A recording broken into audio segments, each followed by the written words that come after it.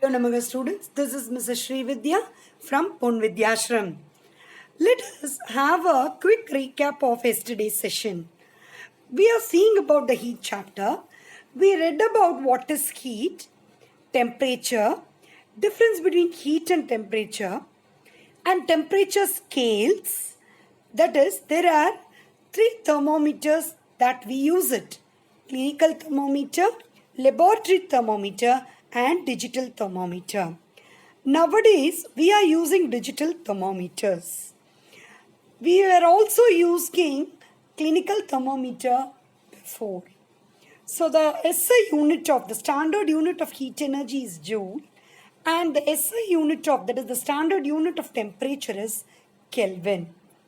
We saw in the previous sessions about the heat, how heat and temperature are relative terms by few activities. What I told before, heat is a form of energy that moves from one point to the other due to temperature reference. When you dip one end of an iron rod into fire and hold the other end with your hand, this other end soon becomes hot because energy had flowed from the point dipped to the fire to this other end. This energy flow is what is known as heat. Temperature is a measure of how cold or hot the object is. As we saw yesterday about the modes of heat transfer, the methods by which heat is transferred from one region to another are called the modes of heat transfer. There are three modes of heat transfer: conduction, convection, and radiation. Yesterday's session we were discussing about conduction and the relevant activities related to conduction and its applications. Today let's have a recap of this conduction. The process in which heat energy is transferred from one system to another system without visible motion of particles is called conduction. And mainly this conduction takes place in solids, and the heat from the hot liquid is transferred from to the other end of the object. It is called as a conduction. Uses of conductors and insulators. Cooking pots and pans are made of metals. The conductors to ensure quick and fast supply of heat. Pot holders or handles are made up of wood or plastic, the non-conductor, to avoid burning of hands. And also some more applications for you. Woolen clothes do not allow our body heat to escape to the surroundings during winter due to trapped air. And glass, wool, fur such as polyurethane foam are used in ice boxes and refrigerators to prevent outside heat from entering the refrigerator. So here are the definitions for conductors and insulators. Materials which conduct heat at an appreciable high rate are called conductors. Examples we know: metals like copper, iron, aluminium, steel are all the good conductors of heat. Then insulators. Materials which cannot conduct heat and at an appreciable high rate are called insulators, or we can call it as a poor conductors of heat. Examples are non-metals like wood, rubber, plastic, glass, etc. And there are also few applications of these insulators. Insulators such as bakelite, ebonite, dry wood, etc. are used for making handles of electric iron or cookwares. So as I told you before, there are three ways in which heat can be transferred: conduction, convection, radiation. Energy is transferred by direct contact. Energy is transferred by the mass motion of molecules, and energy is transferred by electromagnetic radiation. So this session, it's a recap session for conduction, and we are going to see in detail about convection. So let's see the day-to-day examples of this convection. Why are air conditions fitted at high level on the walls of the room? Because cold air is heavier than warm air. The cold air from the Air conditioner being heavier moves downwards, whereas the hot air at the lower level moves upwards and gets cooled and comes down once again. Thus, the convection currents are set in the air and the room gets cooler faster. Before we see these examples, let's know what is convection. The movement of particles due to the temperature difference between different parts of the same substance is called convection.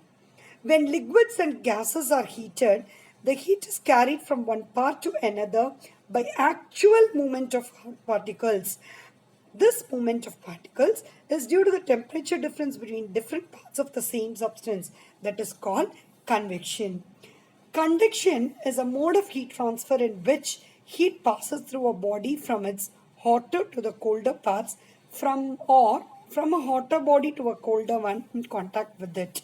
Example, a book can be passed from person to person just as heat is passed from molecule to molecule in a solid substance. So, when you want to talk about convection, the mode of heat transfer is seen in liquids and gases in which the molecules are less densely packed and are free to move. That is convection. Or heat energy is transferred from one system to another system due to the movement of particles through large distances is called convection.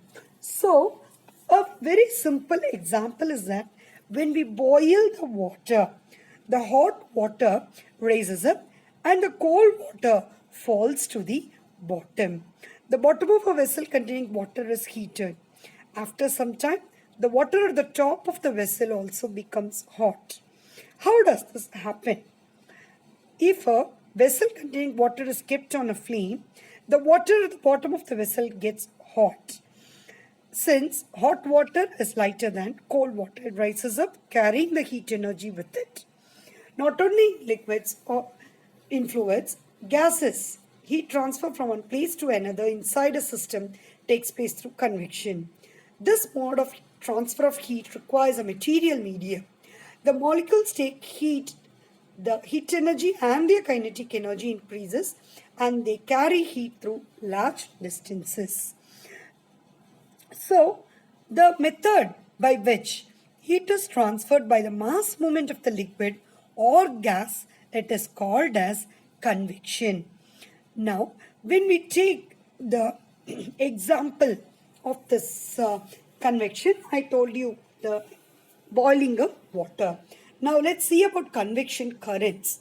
When particles in the air spread out, they become less dense and generally rise above the unheated, more dense particles around them. The denser masses of the gas or liquid moves into fill the space left by the heated particles. The particles that move away from the source of heat becomes cooler and more dense. So, the cyclic movement of water during heating, that is called as a convection currents. So, in this session, we are going to see about this convection currents and its relevant examples and also the applications of convection. One more day-to-day applications of convection currents is ocean currents. The ocean water near the equator gets heated by the sun's rays. As a result, the ocean water in the equatorial region becomes hotter and lighter. The ocean water in the polar region is colder and therefore denser. Due to this temperature difference, warm water starts flowing on the surface of ocean from equatorial regions to the polar region, and the cold water starts flowing from the polar region to the equatorial region below the surface of the ocean.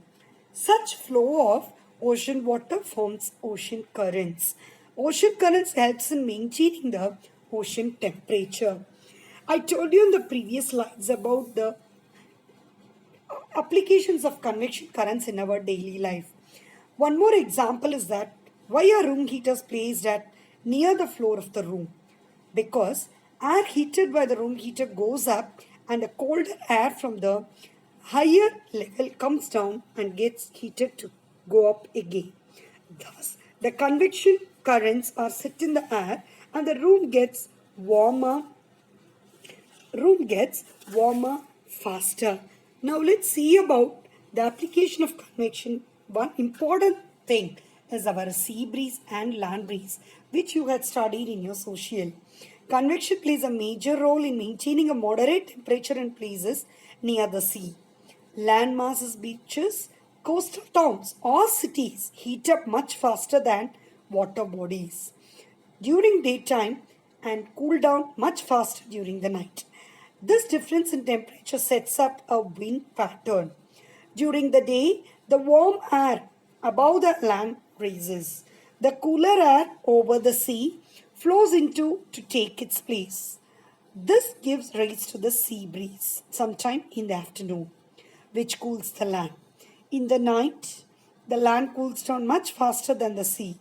The warm air above the sea rises up. The cooler air above the land rushes in to take its place. This results in land breeze. So now you can see in this picture land breeze and sea breeze. Land is better conductor of the heat than water. Hence in daytime the land gets hotter than the sea. The air above the land becomes warm and raises up, being lighter, and somewhat cold air above sea surface moves towards the seashore. This is known as sea breeze.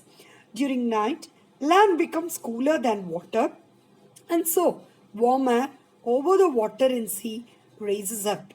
The air on the land near the seashore begins to move towards seaside and is called land breeze. So, land and sea breeze are actually the convection currents. Then there are some more examples for this convection currents. Here is a diagrammatic representation to show you the land and sea breeze. So, one more applications which we can say is our ventilations in rooms. Why? When we build our houses, we have windows. With windows provision, we are constructing the building. Because warm air being lighter rises up and leaves the room through the ventilators provided near the ceiling. As air warmed at the equator rises towards the poles, the rotation of the earth causes it to deflect and flow back towards the equator. In the northern hemisphere, the winds blow from the east to the west, while they blow in the opposite direction in the southern hemisphere. These winds tend to be much stronger over open water than they are across land, which has made them ideal for sailors. About land and sea breeze, ocean currents, and all these concepts you would have come across in geography, in social science, you would have studied. Now, let us see one more applications of convection current in our daily life. Why is a freezer mostly located at the top in a refrigerator? Because the air inside and around the freezer compartment gets cool and moves downwards, and the lesser cool air moves up to get cool. Thus, convection currents are set in the air and the lower section of the refrigerator also gets cool faster. Heat convection. Convection is the heat transfer by mass motion of a fluid such as air or water when the heated fluid is caused to move away from the source of heat, carrying energy with it. Convection that occurs above a hot surface occurs because hot air expands, becomes less dense and rises, and is called natural convection. Convection assisted by breeze, pump or fan is called forced convection. Hot water is likewise less dense than cold water and rises, causing convection current which transport energy. So, in this session, we will be seeing about the convection currents and about convection. So, convection currents in the earth. There's a lot of heat within the earth. The surface of the earth is cooler than the lower mantle. Heat is transferred to the upper layers. Spots where the material conducts more heat become hotter and less dense. So they rise towards the surface. denser material falls. So this is about the convection.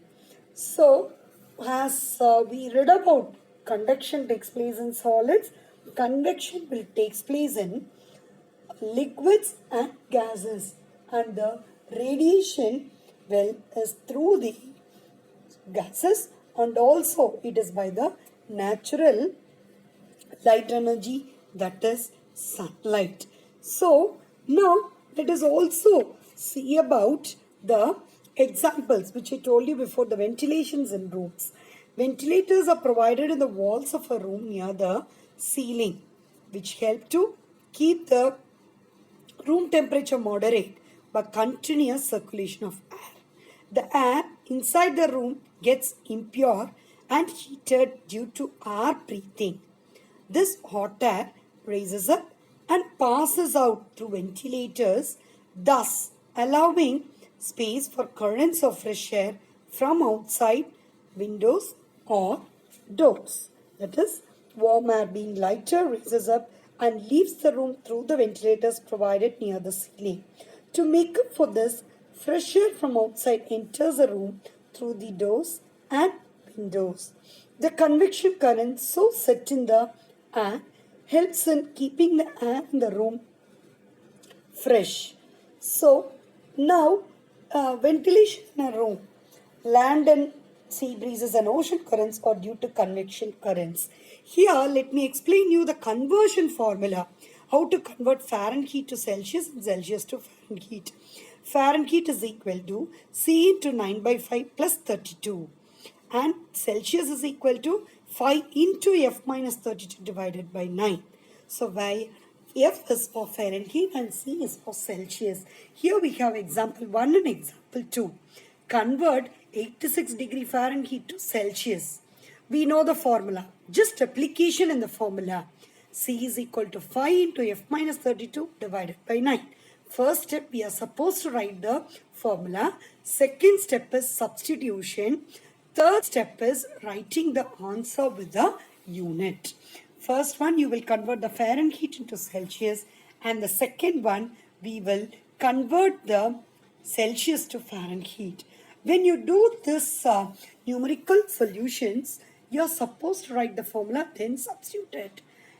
Now here do you know, each student walks up to the teacher, takes his or her notes and moves away just as a molecule in air or a liquid after gaining heat moves away from the source of heat. So this we saw in conduction also, convection also. Hope you would have understood this convection. So we know what all we saw today. Heat transfer, in which heat is carried from hotter part of a substance to its colder part by the actual movement of hot particles, is called convection. Only liquids and gas transfer heat by convection. Solids cannot transfer heat by convection. Hope you would have understood this session about convection and also conduction once again, and the recap of this chapter. Thank you, children.